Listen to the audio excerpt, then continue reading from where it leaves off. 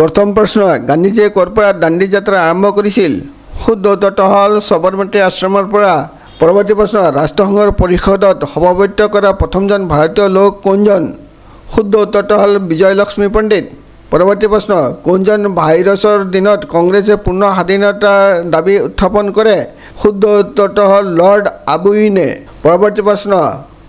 Margaret Elizabeth নবেলক কোনে নিবেদিতা বুলি আখ্যা দিছিল শুদ্ধ উত্তৰটো হ'ল স্বামী বিবেকানন্দই পৰৱৰ্তী প্ৰশ্ন সংবিধান সভাৰ খচৰা কমিটিৰ সভাপতি কোন আছিল শুদ্ধ উত্তৰটো হ'ল ডক্টৰ ভীমৰাও আম্বেদকাৰ পৰৱৰ্তী প্ৰশ্ন ভাৰতবৰ্ষই স্বাধীনতা লাভ কৰাৰ সময়ত ইংলেণ্ডৰ প্ৰধানমন্ত্ৰী কোন আছিল শুদ্ধ উত্তৰটো হ'ল ক্লিমেণ্ট এটলি পৰৱৰ্তী প্ৰশ্ন স্বাধীন ভাৰতৰ প্ৰথম প্ৰধানমন্ত্ৰী কোন আছিল শুদ্ধ উত্তৰটো হ'ল পণ্ডিত জৱাহৰলাল নেহৰু পৰৱৰ্তী প্ৰশ্ন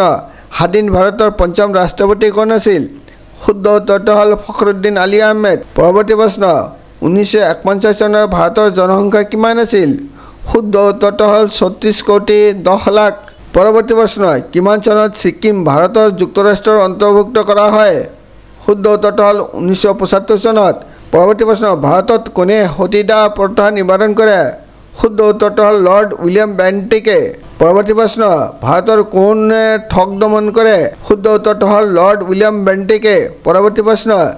মধ্য ভাৰতৰ চিপাহী বিদ্ৰোহৰ নেতৃত্ব কোনে দিছিল শুদ্ধ উত্তৰটো হ'ল ঝাঁচীৰ ৰাণী লক্ষ্মীবাঈয়ে পৰৱৰ্তী প্ৰশ্ন কেতিয়াৰ পৰা ভাৰতৰ শাসনভাৰ ইংলেণ্ডৰ সংসদৰ হাতলৈ যায় শুদ্ধ উত্তৰটো হ'ল 1858 চনৰ পৰা পৰৱৰ্তী প্ৰশ্ন কাক ভাৰতৰ ৰাজনৈতিক আন্দোলনৰ জনক বুলি কোৱা হয় শুদ্ধ উত্তৰটো হ'ল ৰাজা ৰামমোহন ৰায়ক পৰৱৰ্তী প্ৰশ্ন ভাৰতৰ প্ৰথম ৰাজনৈতিক সংগঠনটোৰ নাম কি শুদ্ধ উত্তৰটো হ'ল জামিদাৰ সভা পৰৱৰ্তী প্ৰশ্ন ভাৰতৰ কোনখন ৰাজ্য খনিজ পদাৰ্থ অতিকৈ চহকী শুদ্ধ উত্তৰটো হ'ল ঝাৰখণ্ড চোৱাৰ বাবে অশেষ ধন্যবাদ।